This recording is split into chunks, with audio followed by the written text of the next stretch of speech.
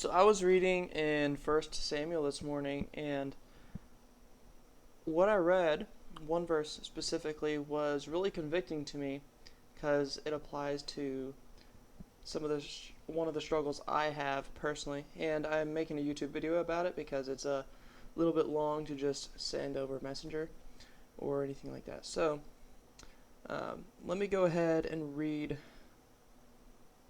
No, actually, let me give you a little bit of a background first. In the previous several chapters, David is trying to escape from King Saul because no matter what David does, King Saul is continuing to pursue him and trying to kill him. And David finally comes to this point where he says, you know, it would be better if I live with the Philistines, which was Israel's enemies at the time. He says, it would be better if I live with the Philistines, an enemy territory, because Saul will not pursue me into enemy territory. So maybe I'll have a better chance of surviving. And so that's exactly what he does. He goes to the king of the Philistines, and surprisingly, God gives him favor, and he is actually able to prosper in the land of the Philistines. Actually, funny fact, David goes around and starts fighting allies of the Philistines, but he's so successful in killing all of those allies, one group of people at a time, that none of the people escape and are able to tell the king of the Philistines that what David is actually doing. So David's killing all these people that are allies or at least friends with the Philistines, but he's so successful in doing so, none of them have the chance to escape and tell the king of the Philistines. And so the king of the Philistines thinks that David is on his side, because every time David comes back from one of those raids, the king asks, oh, who did you raid today? And then David would lie and say, well, I raided one of your enemies. And the king believes him because nobody is there to tell him different, because nobody escaped. Anyway, so the king ends up really liking David because David's doing all this work, destroying his enemies. So he wins a lot of favor in the sight of the king. Now, you talk about a double life. But David was really good at it. Anyway, finally it gets to the point where the Philistines are about to attack Israel again. And David is going to go along with them. Well, the king of the Philistines liked David, but the commanders of his armies and stuff, they didn't like him. They were thinking, David and his men, they're Hebrews, and they're going to turn on us in the middle of the battle, which in all reality probably would have happened. But that's what the king's commander said. So they said, don't let David come with us. So the king, trying to keep his commanders from getting too upset or anything like that, he says, David, you need to go back home.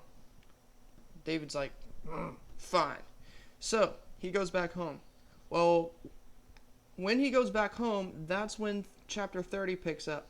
So one thing we got to realize, he's been rejected by the king and his commanders at this point from fighting. So he's already been rejected. Then he comes back, and in chapter 30, this is what happens. Now when David and his men came to Ziklag on the third day, the Amalekites had made a raid against the Negeb and against Ziklag. They had overcome Ziklag and burned it with fire, and taken captive the women and all who were in it, both small and great. They killed no one, but carried them off, and went their way. And when David and his men came to the city, they found it burned with fire, and their wives and sons and daughters taken captive. Then David and the people who were with him raised their voices and wept until they had no more strength to weep.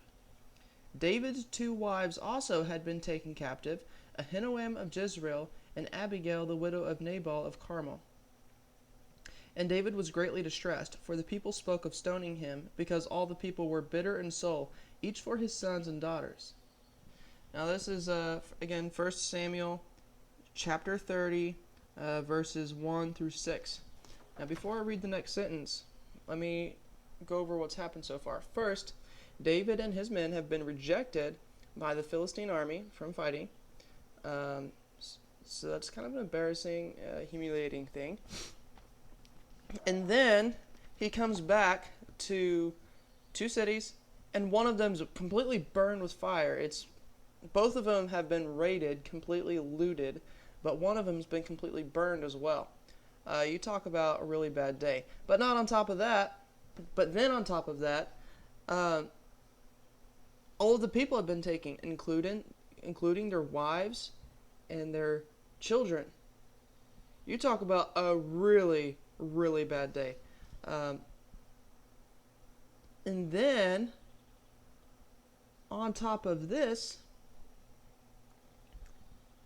when David comes back, his men want to kill him for what happened. So David's been rejected. He comes back to his wives being stolen, a burned down city, and then his own men want to stone him for something that's not his fault. That's a lot to be going through, especially in one day. But this is what David is facing.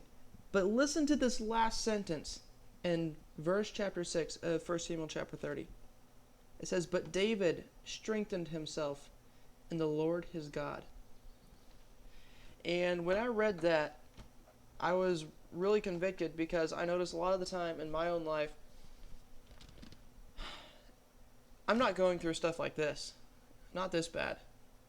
But I still find it difficult to remember in the moment, Nathan, don't rely on your own strength, rely on God's strength.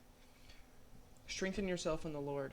And that may look different sometimes. Sometimes strengthening myself in the Lord may look like reading my Bible and getting encouragement from it. Sometimes it may look like praying and saying, God, what do you want me to do right now? What do you want to say to me? What kind of encouraging words do you have for me right now? That may be what it looks like sometimes. Sometimes it may look like me finding some people, other Christians I trust, and that I know are mature and that can give me good guidance. That may be strengthening in the Lord. Whatever it may be, there's a whole bunch of different things, in my opinion anyway, that strengthening myself in the Lord can look like. But however David did it at this point, it was probably through some type of prayer and reminding himself, I'm imagining, of God's goodness and God's power. And then the next verses goes on to say, "And David said to Abiathar the priest, the son of Ahimelech, Bring me the ephod. So Abiathar brought the ephod to David, and David inquired of the Lord, Shall I pursue after this band? Shall I overtake them? He answered, Pursue, for you shall surely overtake, and shall surely rescue. So David set out, and the 600 men who were with him, and they came to the brook of Bezor, where those who were left behind stayed." So pretty much, he strengthens himself in the Lord, however that looked for him at the time. Then he inquires of the Lord what he's supposed to be doing, if he's going to be successful in pursuing after them. You know, a normal person would probably do this. They would say, okay, these people did something super bad, and then they would make a rash decision, and then just do whatever they want from there without even ever thinking to ask God about anything. Excuse me. But that's not what David did here. He, one, overcame his situation of hopelessness on all sides by, one, strengthening himself in the Lord. And then he did the right thing by asking God, even in the heat of the moment with all the emotion and everything going on, what am I supposed to do? Should I do this? Will I be successful? And then he waited on God's answer, and then God gave him the answer, yes, do go ahead. You will pursue, you will conquer, and you will rescue. Anyway, that was just some of my thoughts this morning as I was reading in here. It was convicting for me, and I'm sure it's convicting for a lot of people, to strengthen ourselves in the Lord, however that looks for us at whatever specific time, with whatever specific situation we're facing. Yeah. Hope that helps somebody, and may God bless you today. Have a good one.